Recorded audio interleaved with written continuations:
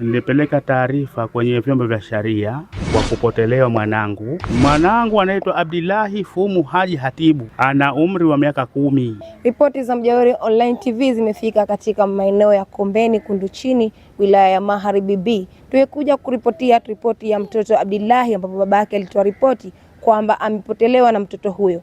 Nilipeleka taarifa kwenye vyombo vya sheria kwa kupotelewa mwanangu. Mwanangu anaitwa Abdillahi Fumu Haji Hatibu, ana umri wa miaka 10. Aliondoka Jumapili tarehe 28 mwezi wa 6. Mmempata leo Jumatatu tarehe 6. Harakati za kumtafuta, nilipofika kwa mratibu wa Chuini akanieleza amekutikana kwenyewe soko la samaki la Chuini.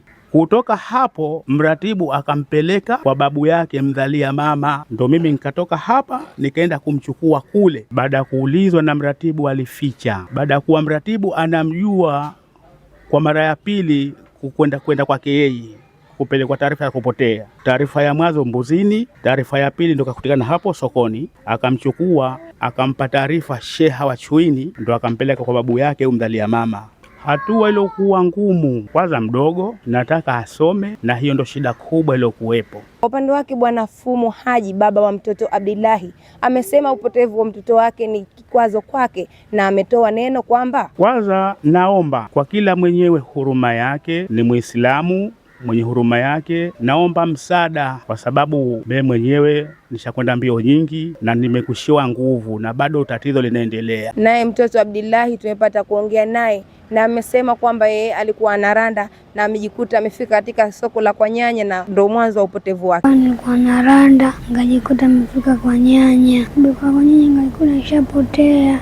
Baba kwa nyanya akanichukua mrato kwa babu. Naye naibu sheha ametoa neno kutokana na ripoti hii alivyofikishiwa upotevu wa kijana Abdillahi, na amesema mpaka hivi sasa anapatikana na jitihada kubwa walioifanya kwa mtoto huyu.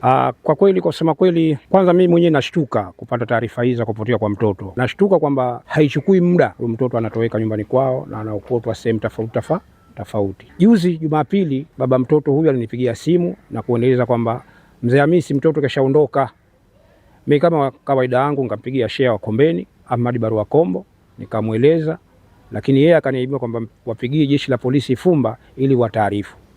Nikawataarifu kama kawaida yangu na wao wakaanza kusupply hizi taarifa. Sasa mimi nitoe pole kwa familia Abdillahi, kwa baba na mama wa mtoto huyu, kwa sababu nikimwangalia Abdillahi Fumu ni mtoto mdogo na anaondoka kwenye mazingira ambayo kila mtu anaweza akashtuka, kwa sababu kutoka Kombeni mpaka kwa nyanya ni sehemu kubwa sana, na anaondoka na baskeli. Sasa hapa ndo paniponishtusha mimi, na dunia hii sasa imeharibika. Sasa ninachotaka kusema nini maana yake? Ninachotaka kusema kwamba watu wawili hawa, baba na mama, lazima wakae pamoja kwamba wameachana, lakini wakae pamoja na kulitafutia ufumbuzi swala hili, kwa sababu swala hili ni zito.